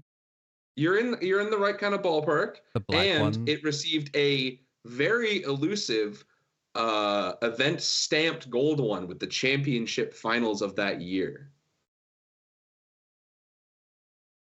Caramel? It also, I think this is the biggest hint I'll give you before we have to start getting into card details. It has a Digimon Card Fest stamp, which is a very small pool. Is it a? Andrew gets it with promo Diaboromon. He has 7 reprints. The original promo, he has 7 printings. The original promo, the Judge stamp, the Fest stamp, the Event Pack alt, the foil border, the final stamped one, the RB1 reprint with the new foil trim. Those are its 7 ones. This is the sec attack. I want your security up and gone. Yeah. Boromon. That was That's like correct. the gatekeeper for. That makes sense. Yeah. The funniest thing about that is I was gatekeeper actually for thinking the wrong card when I said the answer. I was thinking the token dead ass. I was like, Dear Boromon token, that has a fest stamp. I was like, oh wait, yeah, so does this other guy. I'll give you guys 2 more hints. There are 2 cards here from BT. Kakaitis does not have 7. I'll tell you this as well. They're all from here on in Digimon cards. There are no options or eggs with enough reprints. 7 reprints. So it's a Digimon card. 2 of these remaining cards. We're not going to go until we get all 9 because 9 is quite a lot. But 2 of these remaining reprints. 7 printings worth cards are from BT16. So since BT16, it's had 7 printings. Ukamon. Grand Kuaga Ace. Oh, Andrew, one more time. Ukamon. Uko on BT16 is correct. Joins at 3rd place. Obviously, the announced LM card is like officially confirmed in the card database, so that now counts. What did you say, Marcio? I said Grand Quagamon Ace. It is not Grand Quagamon. He does have a good chunk of reprints though. Because he has like the regular stamp, ghost, LM altar. Oh, that's only 4, I think. Yeah, not 7, but I wonder you're if in the right demo ballpark. deck has put one of these like diabolically available, like Imperial Dramon or something. Is it Is one of them BTmon? Oh, actually, okay. Congratulations to King of Knights TCG for almost backing himself into the trivia hang. And Omnimon is the most reprinted card in the game. It's not BT1 Omni. I'll give a little bonus point. BT5. It's BT5 Omni is Blitz the Omni. most That's reprinted easy. card in the game. Yeah, fucking nerd has access to card. Doesn't even know shit. It's so easy, bro. Fake play, a little baby started playing Yeah, it's gotta weeks be. ago. It's gotta be Blitz Omni by a Blitz bajillion. How do Omni you not is know the- that? It has 10 printings before we even start counting serial How do numbers. you not That's know crazy. that, Seb? You even concept Digimon. Go back to playing Vanguard, okay, buddy? Yeah, BT05 Omni. Congratulations, guys. All right, so the lock-in. There's another BT16 card. It's a. Sorry. It is a. Something triggered, you know. My bad, bro. It's a 12 play cost, 12 KDP Digimon. Ooh, well, is it like And Dragon Mode? guys, oh yeah, holy crap, Marcio. Yeah, BT16 Dragon Mode has 7 printings. Congratulations. One of those is a demo deck, isn't it? Where it's like min rare bullshit. No, because No, it has actually, like believe it or not, it's it's- that messed up. It's just got that many printings. because you have like OG, you have regular. Does it have a pre-release stamp? Let me pull it up for you. Regular pre-release stamp, campaign rare, LM. It has 1, the 2, 3, 4, 6, 7. and then it has each of its. It has the. One of its arts was printed 4 times. The the super limited set, the special limited set, had a Dragon Mode altar, and then that Dragon Mode altar got participant finalist champion. Yeah, that's what I was printed on. gonna say. Yeah, Then the campaign rare, then the pre-release, then the regular version. yeah. So It's like good one job. artwork because you have the one where it's like more blue and green. That one has like the foil version, then the stamped version. That's immediately like 4 prints of the same art. Yeah. So great job on Marcio. Yeah, you guys I'm got a verbally good assaulting chunk you of for being these. a nerd. I'm giving you like a wedge and shoving you into the locker. You guys got a You're good not chunk even of being a these. nerd, right? We're gonna move on to the next question, but way to go, chat, for locking these in. Though the remaining ones we did not get as a group are ST6 Devimon, which has 7 printings. Oh, someone said Demi Devi. They were so. Oh yeah, Seb said Demi No. Devi. He was so close. BT8 Lydramon has 7 printings. And I would've gone there. BT14 Seraphimon has 7 printings. So congratulations, guys. You guys did pretty good with that one. We've got a couple more questions to keep moving. Now on So You Think You Know Ball. Vanilla. Where would we be without you? Well, for starters, likely in a stronger metagame tier. Digimon used to be full of really proper vanilla Digimon cards that have 0 text and any of their effect locations. But can you tell me the most recent set where we got a vanilla? There's a Syakomon in BT16? It's more recent than that. Yeah, I was gonna say, I thought there was one in Love this section. 2.5. I'm glad you like it. There was one in 2.5, wasn't there? There was not one in either BT20 or BT19. Okay, so V2.0. I know there was one recent. I know people were talking about it after. It's like, oh, you got to play real fundamentals now instead of just playing Rookie Rush in your pre-release. And I was like, okay. Is it a BT17 card? Not a BT17 card. Wait, so if it's, how can it, there's nothing in between 17 and 16? 18, No, wait, is that, are you going to lock it in? Well, yeah, if it wasn't BT18. Yeah. He got it. The card was, let me confirm this for you guys. That's what I was saying. He was like, he said it's younger than 17, but older than 16. I was going to say that's EX6. No, you said 16. He said more recent EX6. I said 2.5, which took out 19 and 20. In my head, that was like younger than that. Okay, bro took the information and then went in the wrong direction. Yeah. Somebody said Dolphmon, but I feel like Dolphmon does it count? It hasn't. Dolphmon has text effect that lets it evolve or something. We're talking real. It has black box Evo. I believe let me confirm this. Yes, it's I think the card being counted is Syakomon, which has a rule pencil, which obviously is not effect text. Rule pencils are not effect text. Black box Evos. That would count. Black box Evos. They are effect text because they're not game rules. I was thinking of the blue Syakomon, but I got the set wrong because I said BT16, but that card's not even like there. It's BT18. Well, there is a Syakomon in 16 though. It's Psycho X. I was assuming that's. I was like, no, a vanilla. Yeah. Okay. Well, all right. That was a good one. We got there. And lastly, well, good job on that one, guys. So it was the Syakomon. I just got the set wrong. It was Syakomon from 2.0. Okay. And because the rule pencil is rules text, it's not. Yeah. Yeah. Okay. Last one. Judge or maybe referee. I got my TCG degree from a certain beloved community college, but sometimes reading the card does not really explain the card. EX3. Can you tell me any of the top 5 cards with the most official judge rulings in the game? BTA Oriumon. BTA Oriumon is not. I'll give you guys the number. Would you like the number so you can think about the ballpark? This is like here? registered calls. These are registered Q&A judge assessments that they had to print about the card. First place has 17. Fifth place has 12. BT7 so to Kanbara. It's not one of those. Really? Fail Warp? Fail Warp is not 12 rulings. Is it a Digimon Tamer or option? The first one is an option. Then 2 through 5 are Digimon cards. It's not Hellscythe. I've seen a giant fuck. It's a deck beloved by a friend of the show. I'll say that. Dolbik. I only have enemies, so I don't know. Dolbik. Actually, pardon me. The second place card is a Digi-Egg. Dolbikmon. Venusmon? It's not Venusmon. Venusmon is not one of these 3. Dorbic. I'm just saying Dorbic. Dorbikmon. Sorry, not Dorbikmon. No. Not Dorbikmon. Bukamon? Sorry, one more time? Buka? It's not Bukamon. It is not a Bukamon. I don't even have to ask you which set it is. The most rulings in the game. Shall I give you guys a hand with the most? So we can start it? The most rulings on the game is a 3-cost option card. Official judge ruling. Is it a delay card? It is not a delay card. Is it Awakening of the Golden Knight? It is not Awakening of the Golden Knight. Oh, Infected Griffin in the chat. Mother D Reaper is the second most rulings in the game. Yeah, when you said the egg, that one was kind of a gimme. Yeah. Congratulations. You guys are getting really good at the trivia stuff here.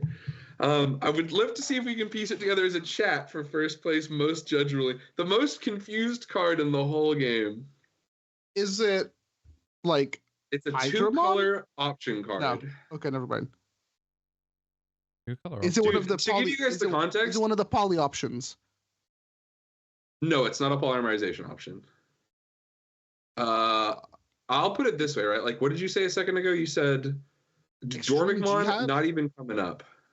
Sorry, no, Plasma Shot. That's what it's called. Plasma Shot's only single color. Oh, sorry, yeah, it's only single color. What set is it from? Oh, this is a big hint. No, okay, then don't do it. Don't do it. Don't do it. Don't do it. Would you like one of the colors? Yeah, one of the colors is 5. Yellow. Yeah, Yes, it is going to be yellow. It is not the colored Imperial yellow. option. It's a dual color yellow 3-cost option, and it has the most The judge Shaku? rulings. Oh, sorry, in you the said it's game. not. There's it's not a poly poly option. Vortex has 3 colors, so it's Well, not Vortex is a dual-color. 3-color. Andrew's familiar with the TommyNT School of Trivia question writing. It does not have 2 or more colors. It has 2 colors. A 2-color yellow option. Is it for a DNA deck? No, but I will say this: one of the cards from that have been featured very prominently in DNA decks. Oh, ding, ding, ding, ding, ding! DHM underscore with Suka's Oh, Suka's Curse. Curse. Of course. VC14 Suka's yeah, Curse has of course. 17 judge rulings. It's a wasteland out there for Suka's Curse enjoyers. Yeah, Suka's Curse is the most judge rulings in the whole game. Yeah, but isn't that also because they've had to change the game ruling several times? Yeah. Judge rulings are judge rulings, baby. If you hate, don't shoot the messenger. If the chat wins, it's because they're cheating and they have the card dev open. They would All never right, get guys. that. I'll give you another hint. Our 3rd place card. This one made me laugh out loud. Sorry, when I one looked at second. this. 1 second. 1 second.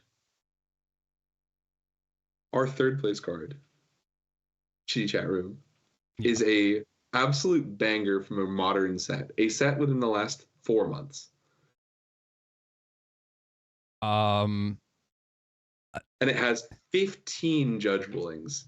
When did Mega Digimon Assembly come out? EX6. That was last summer. Wow, that long ago, huh? Yep, we did the box opening, King. Yeah, we did. I'm back.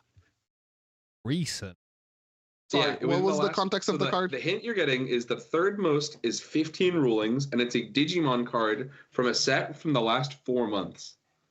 That would be EX8. Are we counting like 2.5 as like last 4 months? Yeah, we're talking English releases. So it'd be 2.0 EX8. 0.5. No, 2.0 wouldn't. No, we got 2.0 before December. It was November. Yeah, it was November. So it's EX8, So it's or 2.5. And it's a Digimon. What was it again? Digimon card. A Digimon card that has the most rulings. Yeah, think of a Digimon card that even people you know well get wrong. Medieval? Not medieval. People get medieval wrong all the time. I was gonna say all the time. That takes out Lumina, Sailor Moon. Yep. Yeah. Yep. Lumina. Is it a meta archetype? Is it a card that belongs in a meta archetype? Not a regional topping and winning consistently, but a card that sees play in good lists. Yes. Don't try to make the deck better than it actually is. Is the deck good or bad? The deck's not bad. Oh, Aegis is a fucking fantastic pick. Oh my god. Aegis is DHM fucking underscore again. fantastic. EX8 Aegis-Dramon. I got that shit wrong this week. The EX8 Aegis-Dramon has accrued 15 judge rulings in 4 months. People do not get this freaking card. I mean, Yeah, Judge is 'cause like, it's like, Judge, no what the idea. hell is this card? There's no way this is real, I'll right? slam Like, for 7 to kill your guy. I'm unaffected. What do you mean? Okay, then I'll keep turn. It's like, no, you can't keep turn. There are you don't get the on-play. There are 2 cards left in our top 5 here. We have a card from BT7 and a card from BT11. 2 of my least favorite sets in Digimon. BT7 calling. Not calling. It's Okay. it's a Digimon card. A Digimon card. Eismon.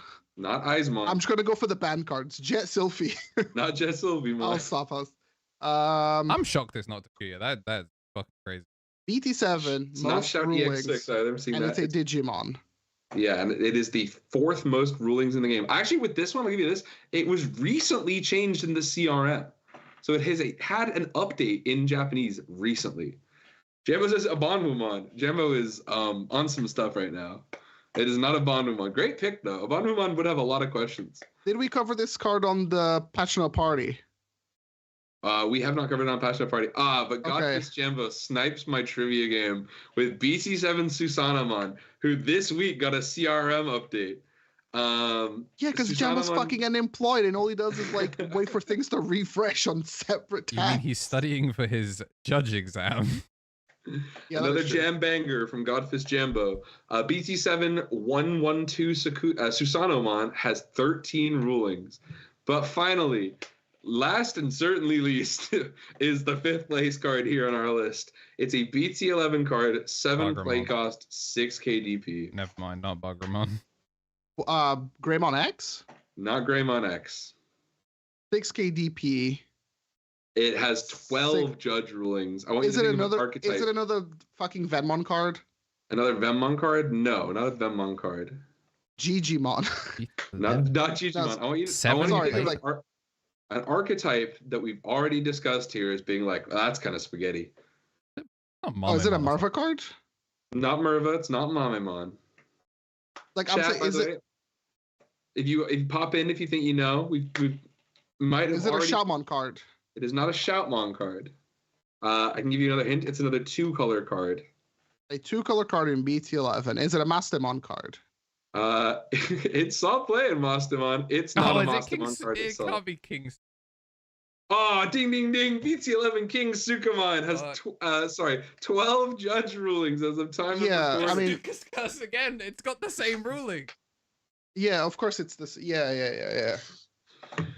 I detached myself from like, because I was like, oh, we already covered Suka's Curse. It's not a Sukamon card. As soon as Tom you said distracted we yourself. might have done from a archetype, I'm like, oh my gosh, 2-color card again. Yep. Yep. Well done, chat. So correct me. I want you to get in the chat if I said your name and that you've done well here. I saw DHM. I saw Infected Griffin. I saw Axolotl Lily. I saw let me triple check and scroll back up. I saw Jambo TCG. I think it was Seb got one. Seb got the Greymon. Oh, Infected Griffin got one as well. Yeah. And I think there's one more. I'm sorry to scroll up and find you guys in chat. Wait, I can't add a more. We'll come back to this later. You are commemorated in your pursuit of game trivia from a card game you spend a little bit too much time thinking about. And let me be the first to tell you guys, congratulations. Because as far as I can see it, you guys know ball. We know ball. All I do is ball. Thanks for my dumb game show. Yeah, this was pretty fun. Thanks for playing.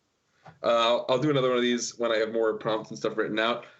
Thanks again to Card Slash and Definitely Jeff. I hit him up and I was like, hey, please let me do this. Your stuff is so cool. I'm obsessed with this. And he was like, yeah, I make these for me because I have these questions and then there's never any answers to them. It's fun that you got this because this was me. Like when we did Zenimon Zoom In, that was me on Card Market alone at 3 a.m. just going, oh, I wonder if this card exists. So like seeing stuff like when we started talking about reprints, I'm like, Fire Force has a lot of reprints. I think it has too many reprints is the problem because I remembered it from our game shit. Would you like to know the second place card? We randomly were talking about it. The card, the second most reprints in the game. It's the only one between 7 and 10. No idea. Hey, sorry, what was it's a hybrid. Context there? Sorry, go again. We're talking about the card. Blitz Omni has 10 English printings, and all of the third place ones have 7. Right? So it's a hybrid that has 7 reprints. It has more than 7, but less than 10. Oh, Aguni? Yep, it's BT4 Aguni. Yeah, BT4 Aguni. That vanilla ass hybrid has 8 reprints. Very good. Alrighty, chat. Thanks for playing. So you're not being forgotten. I said your name. I literally said Seb got the Sec +1 Greymon. You used his government name. Yeah. We'll be going through. There are other ones on here. Thanks to the stuff at Card Slash. I can give you guys. Would love to see if we can work out what the most common keyword is in certain sets and certain stuff. Save comes up a lot. I'll put it that way. It's just Sec +1. It's just Sec +1. Yeah, it is. Oh, I was surprised. I think it's blocker. I'm not going to spoil it. Oh yeah, blocker and Sec +1 because they're like the fucking dinosaur keywords. You got a vanilla you don't know what to do with. Make it a blocker. But yeah, that was So You Think You Know Ball. I'm glad this worked out. Yeah, I look forward to this being sponsored by Manscaped in 2 years. Oh, beautiful. We got anything else we want to yap about, gentlemen? Or do we want to remind people that they could join the channel memberships on YouTube or subscribe on Twitch? First of all, shout outs to my coach, my GOAT coach. He just posted the adventure deck profile. I'm gonna be doing that like as soon as this is over. So for everybody who cannot perceive how adventure works, Alex, aka Hong Zero, posted an adventure thing. Which also means if you're a champion and if you're a champion, a long time running champion, and you're surprised that Marcio isn't in bonus content, you should probably, think about that for a little bit. But now, if you're wondering why he's not in the bonus content when you see this publicly in a month, you'll know what he was doing instead of his, obligations. Low-key, I forgot that there was bonus content. I was just like, it's Sunday, the boys will reschedule bonus content for like tomorrow. Oh wait, you work till like... Yeah, he works till like 8. Yeah. Yeah, we do this when we can. You know what? What have we said before? Misplay for game. What is it without the scuff? That's us.